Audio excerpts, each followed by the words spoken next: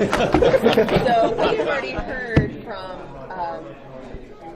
Hank that the season is going to pick up exactly where it left off of season 1. Right. So what can you tell us about how the USS Nathan James and being overrun?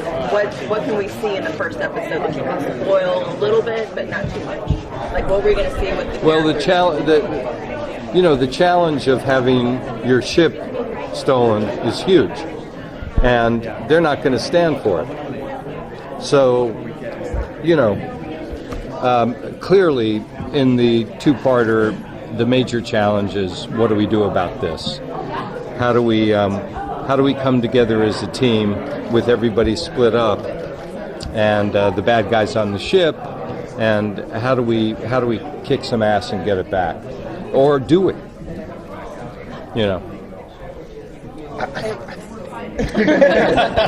Oh, spoiler! Alert.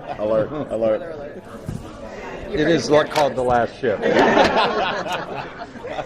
So can you let us know what we're going to see with some of your characters? Will we see some backstory? Will we find out what happened to Slattery's family? Because we don't know for sure exactly what happened to them. And then will we see any history about everyone's families and how the illness kind of like decimated the United States? Those issues will be addressed. We do have a chance in this season to do some exploring on land and find out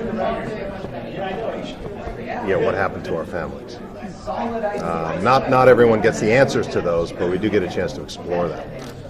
Yeah, because in season 1, everyone's backstories has kind of just been touched upon and stuff. So, and then you've gotten so, invested into these characters, and you're, want to find out like what's happening, what's going on with their families. Will they find some kind of peace or resolution? So, I was just, kind of seeing like what we can look forward to in season 2 for your characters. Well, a lot of that depends on, since we're on a ship and we're confined, we have to be near your family for you to look for your family. So a lot of it depends on where we are and what we're doing at the moment. So some of the tension is, do we have to pay attention to our mission if we're right off the coast of Norfolk and your family's in Norfolk, or is it more important for you to find your family? So there's tension there. There's tension of who your family may be with, what they may believe about the virus or not. They may think it's propaganda. There's all these.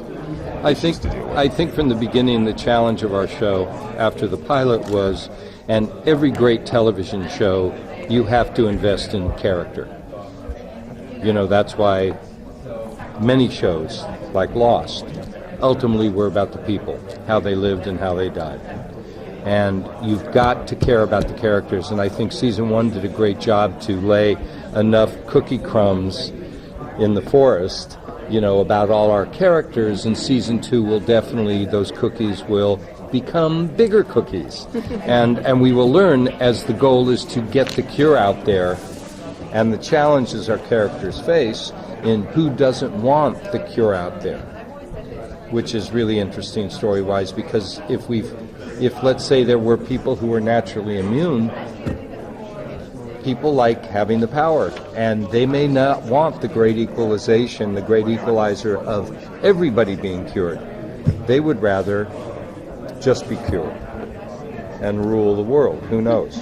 So our characters come up against those huge challenges. Especially with Alfred Woodard's character at the very end.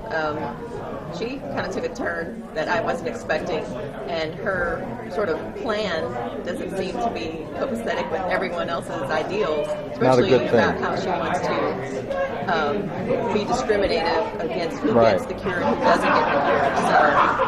So that's obviously going to play a huge role in season 2 because she's taken the ship.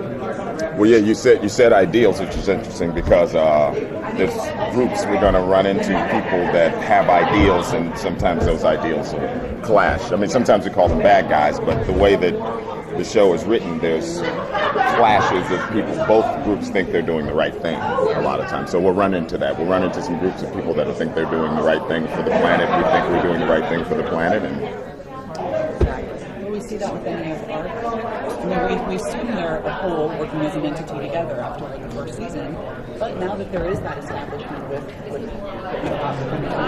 then, perhaps there'll be some side changing, switching. Well, that's very interesting, and I suspect that maybe down the road but that's a really interesting question. Everyone and I is think, at risk.